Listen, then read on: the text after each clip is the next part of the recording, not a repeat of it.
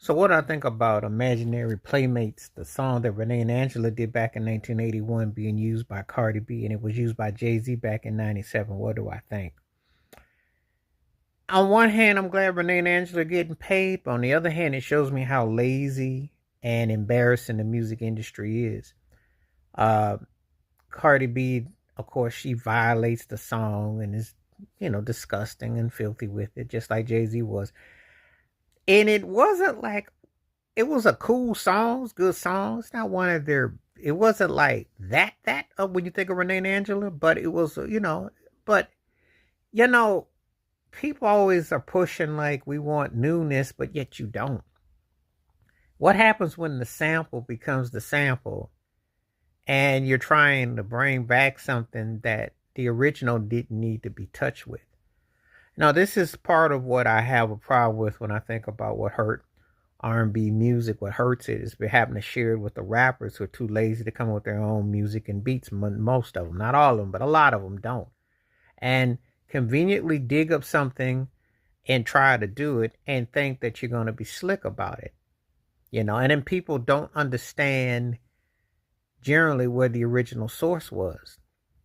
And if you play them the original source, they'll think, well, how come someone to say, well, Beyonce's husband, is that what he had to do? Why he doing that? Why? It says a lot that this is what you got right now. I like Renee and Angela. I thought they were a good group. I call them a legit second tier good group. And because let's be realistic, they weren't Ashford and Simpson. That's the holy grail of husband and wife, or partners, male and female. If you're gonna do a partnership, you gotta be like Ashford and Simpson. And on the pop side, you have to be like the Carpenters. Let's keep it 100. You got to bring it. So, but it's just that when I see this, it shows me how lazy the industry is.